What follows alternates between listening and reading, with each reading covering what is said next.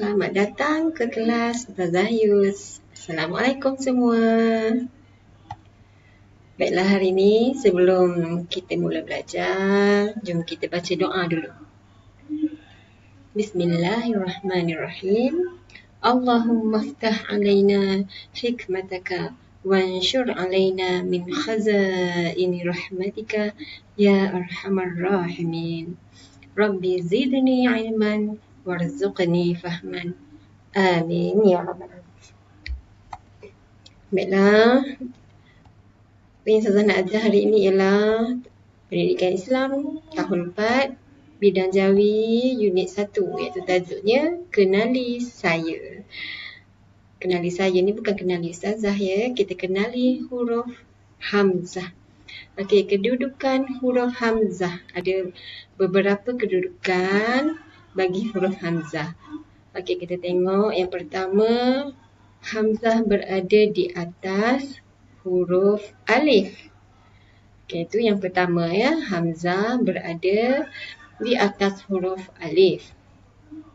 Kedudukan yang kedua ialah hamzah berada di bawah huruf alif. Yang ketiga, huruf hamzah 3/4. Huruf hamzah 3/4 ni maksudnya dia ketinggian hamzah tersebut 3/4 daripada ketinggian alif. Maksudnya dia berada di sebelah alif. 3/4 kalau alif tu kita bahagi, kita keratkan kepada 4 bahagian, dia bahagian yang ketiga. Itu huruf hamzah 3/4. Maksudnya dia berdiri di sebelah alif. Seterusnya yang keempat, huruf hamzah setara. Setara ni maksudnya dia sama baris. Dia sebaris dengan huruf-huruf yang lain. Yang kelima, kedudukan hamzah ialah huruf hamzah berumah. Maksudnya hamzah ni diberi rumah. Dia ada rumah dia. Okey, inilah dia 5 kedudukan huruf hamzah.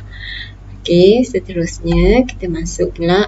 Kita tengok yang pertama tadi, iaitu huruf hamzah di atas huruf alif. Bilakah berlakunya hamzah ini berada di atas huruf alif? Okey. Dia kata apabila kata dasar yang bermula dengan huruf alif didahului dengan imbuhan awalan. Kata dasar tu mula huruf kata dasar tu ialah alif. Kemudian ada masuk pula imbuhan awalan. Imbuhan awalannya apa dia? Yang pertama, imbuhan awalan D.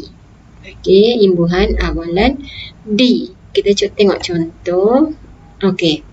Yang kedua dulu. Yang kedua, imbuhan awalan se. Dan yang ketiga, imbuhan awalan ke. Apabila dia masuk dengan imbuhan awalan di, se, ke, 3 imbuhan ini, maka huruf alif tadi ada hamzah di atasnya. Kita tengok contoh. Yang pertama, perkataan dia diurus. Kata dasarnya urus, tak ada hamzah, urus. Tetapi bila masuk huruf di awalnya, maka kena letak hamzah di atas alif. Okey, di alih. Kata dasarnya alih, tak ada hamzah. Bila masuk di, naik huruf alif. Yang ketiga, diikat. Kata dasarnya ikat, hamzah, tak ada hamzah. Ikat. Walaupun ikat, tapi bila masuk di, dia hamzah tetap di atas alif. Contoh. Ini contohnya. Banyak lagi kata-kata yang lain ya. Okey, seterusnya kita tengok contoh se. Seorang. Okey, kalau kata dasarnya orang, tak ada hamzah tetapi tambah se di hadapannya, maka kena naik huruf hamzah di atas alif. Seakan, seimbang, seumpama, semua tu biar ada se di depan, dia kena naik hamzah di atas alif. Kita tengok contoh ke pula. Okey, ke utara, ke arah, keempat. Semuanya hamzah ada di atas alif disebabkan ada imbuhan ke di hadapannya. Kalau nak ikutkan kata dasarnya, utara, arah, empat, tidak perlu tulis hamzah. Tetapi bila kita tambah dengan imbuhan ke di hadapan dia, maka kena letak huruf hamzah di atas alif. Jadi ini sahaja kedudukan hamzah di atas alif ya. Apabila dia masuk dengan imbuhan di, se, ke. Kena ingat imbuhan ni ya. Tiga imbuhan ni sahaja. Di, se, ke. Maka hamzah akan berada di atas alif. Okey, kita tengok info bawah tu. Okey, perkataan Islam. Okey, Islam. Dikekalkan hamzah di bawah huruf alif. Nampak tak dekat perkataan Islam tu ada hamzah di bawah huruf alif? Jadi dikekalkan di bawah huruf alif walaupun didahului dengan imbuhan awalan di, se, ke. Ya, contohnya kita tengok contoh diislamkan. Okey, ditambah huruf tambah awalan di kan dekat sebelum perkataan Islam. Sepatutnya kalau ikut kaedah tadi ni, hamzah kena letak di atas alif. Tetapi dia khusus untuk perkataan Islam sahaja, maka Islam tidak perlu berubah hamzahnya. Okey, hamzah untuk Islam dia kekal di bawah alif. Okey, kita tengok seterusnya. Kita tengok kat sini, kita jumpa Islam lagi nanti. Okey, hamzah di bawah huruf alif. Okey, bila agaknya hamzah ini berada di bawah huruf alif? Okey, kita tengok yang pertama. Kata dasar berasal daripada bahasa Arab. Okey, contohnya Islam. Tu yang tadi Islam tadi. Ya, Islam. Hamzah berada di bawah huruf alif. Sebab memang perkataan Islam tu asal di dalam bahasa Arab. Memang disebut dalam Al-Quran Islam. Maka kita ubah dah. Itulah satu-satunya perkataan yang ada hamzah di bawah alif ya, perkataan Arab di bawah huruf alif. Kemudian perkataan yang bermula dengan I. Kita tengok contoh. I pelaporan, I gaji, I buku. Kan sekarang banyak I banci, kan. Jadi I ni semua kita kena tambah hamzah di bawah huruf alif. Okey. Email termasuklah tadi tu, email. Okey, seterusnya kata sapaan. Kata sapaan ni contohnya cantiknya awak hari ni. Kan. Jadi kita nak sapa, nak tulis perkataan sapaan tu, nak eja dia, kena letak hamzah di bawah huruf alif. Okey. Itu saja 3 keadaan di mana hamzah berada di bawah huruf alif. Okey, seterusnya kita tengok pula hamzah 3/4. Macam mana pula keadaan hamzah 3/4? Bila pula huruf hamzah ni berada dia 3/4 perkataan tu? Okey, yang pertama perkataan berimbuhan an dan i. Ya. Contohnya perkataan bacaan, cintai. Okey, perkataan tu dia berakhir dengan huruf vokal macam baca, baca. Dia huruf vokal alif, tapi bila nak tambah an, bacaan, kita cuma tambah hamzah sahaja. Hamzah kita letakkan 3/4 daripada huruf alif tu. Okey, bacaan, cinta i. Okey, itu dia perkataan berimbuhan an dan i, yang mana huruf dasarnya, kata dasarnya huruf terakhir mestilah berakhir dengan huruf vokal. Okey, seterusnya kata dasar daripada tautan suku kata. Maksudnya ada 2 suku kata, a dengan i, a dengan u dengan i. Dia bergabung. Ai, au, ui. Okey, kita tengok contoh. Air, laut, duit. Okey, air. Kita nak bezakan a dengan i tu, kita letak hamzah di tengah 2 suku kata tu, a, i. Kalau tak ada hamzah, kita mungkin akan baca ayar. Kan? Laut jadi lawat.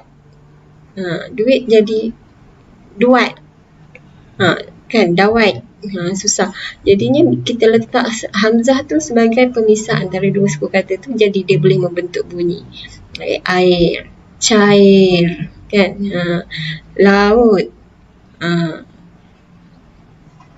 duit, buih, kuih. Okey, ini contoh-contohnya. Okey, itu kata dasar daripada tautan suku kata. Seterusnya, kata nama khas. Ni hamzah berada 3/4. Dia khas, kata nama khas ini sahaja, iaitu ong dan juga eng. Ya, biasa rakan-rakan kita dari berbangsa Cina ada yang punya nama macam ni kan, di awal nama mereka eng, ong. Jadi bila nak eja, macam tu. Letak hamzah sahaja dia. 3/4, tak perlu alif, hamzah 3/4, kemudian tambahanlah waw, nga ataupun nga sahaja. Okey, itu dia untuk hamzah 3/4. Kedudukannya apabila dia bertemu dengan 3 perkara ini, ya, perkataan imbuhan i dan an, kata dasar tautan, dua suku kata, kemudian dengan kata nama khas rakan-rakan Cina kita.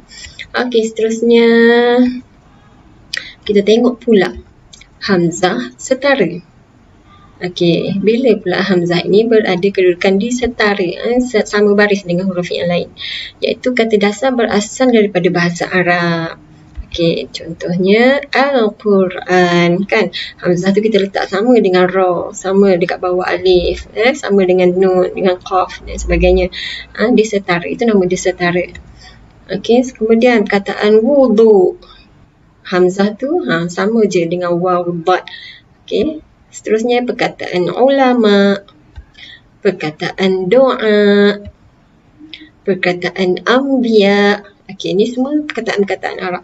Okey, banyak lagi perkataan-perkataan Arab yang lain yang kita letak hamzah. Jadi kena letak setara dengan kedudukan huruf yang lain. Contoh ikhfa, kan. Okey, itu contoh-contoh perkataannya. Okey, ada nota di situ. Apabila menerima imbuhan, huruf hamzah ditulis 3/4.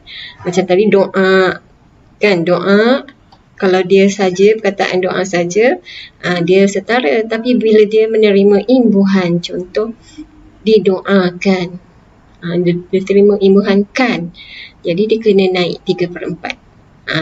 Ya, ini keadaannya. Okay, contoh mendoakan ataupun doakan saya, ya, ada perkataan kan, dia terima imbuhan, kan. Okay, jadi kita kena letak dia 3/4 huruf hamzah. Itu nota dia, ya, ingat itu. Seterusnya